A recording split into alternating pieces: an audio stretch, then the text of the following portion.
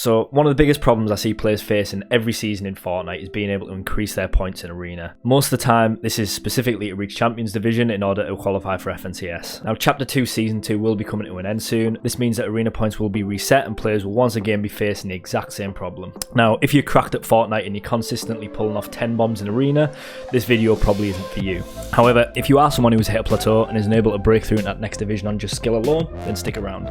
Before we begin, I stream on Twitch every Monday, Wednesday and Friday. The link is in the description below. Feel free to check it out, and if you do jump in when I'm live, make sure to let me know that YouTube Skelly sent you. Also, if you haven't already and you do enjoy my content, feel free to hit subscribe and drop a like on this video. It helps me a lot. Now, enough of the small talk, let's get into the video.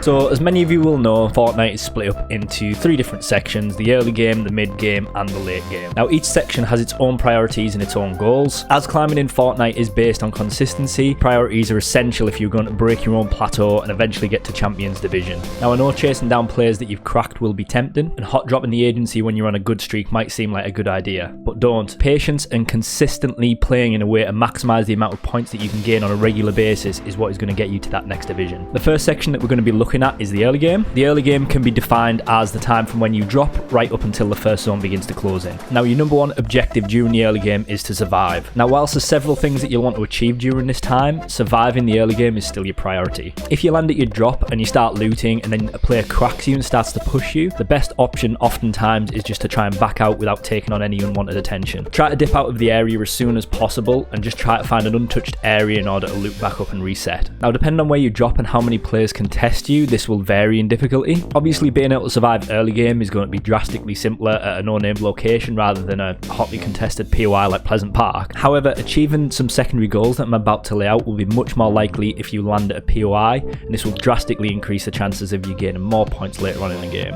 This is a purely personal decision, and it can work either way depending on your playstyle. Now, the secondary goals that you'll be looking to achieve during the early game will be to achieve maximum health and shield, maximum materials, and also pick up any eliminations that you can along the way. Now, whilst you should always have these goals in mind, your priority is still to be able to survive early game. Personally, I land at Dirty Docks most of the time in Arena, and that's simply because it's one of the least contested POIs and it also has a good spread of mats and loot. However, one of the main downsides of Dirty is its location on the map. It's on the far outskirts and it can make rotating difficult sometimes depending on where the zone is. But taking into account both the key priority of being able to survive the early game and to meet those secondary goals, Dirty Docks is quite a good option. Now, once you've looted up on your drop spot and you've either eliminated or avoided any contestant players, the first zone will have started to move in, and this is when the mid game begins. Now, your number one priority during the mid game is to be able to rotate to the zones, avoiding any unnecessary fights in order to reach end game. Yes, you'll likely see people rotating who you could deal damage to. You might see loot drops coming across the map. Don't be sidetracked. Remember that your main priority is just to be able to rotate through the zones without taking any damage or bringing on any unnecessary fights. Now, you will see psychos running across the map at you trying to push you. You might get bodied by a heavy snipe and get pushed. Now, whether you stay and fight or try and dip out of these types of fights will largely depend on what your loadout is and also your general surroundings at the time. But if you can rotate away from the confrontation without taking damage, just do it. It's much more valuable to survive and gain placement points later on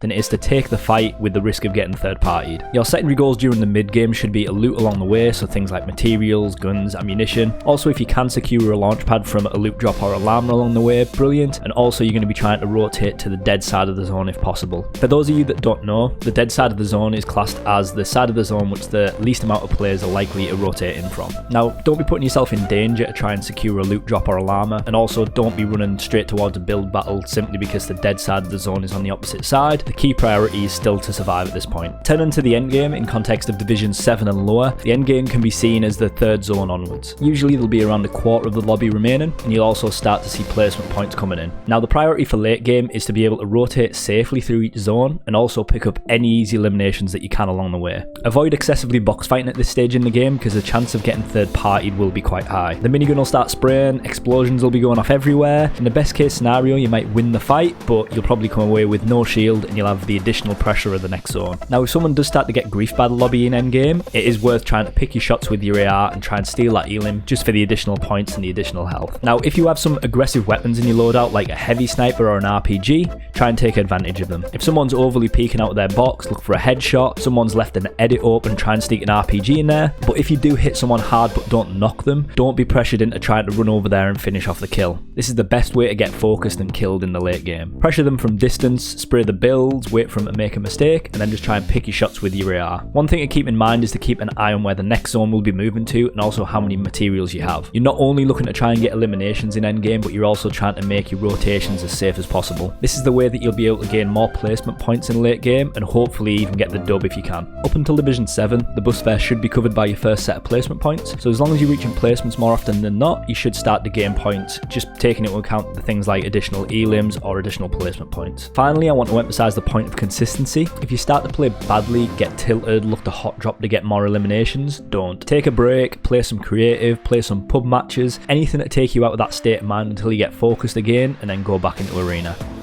Well, that's it guys, that's my guide to get into Champions Division in Fortnite and increasing your overall arena points. If you've learned something from this video, or you'd like to see some more content from myself, feel free to drop me a like, it lets me know I'm doing something right. If there's any particular topics you'd like me to cover in my next video, do let me know in the comments, I'll read them all. Again, I stream on Twitch every Monday, Wednesday and Friday, so feel free to pop by and say hi, the link's in the description below. Well, that's it guys, I hope you've enjoyed the video, and I'll see you next time. Nice!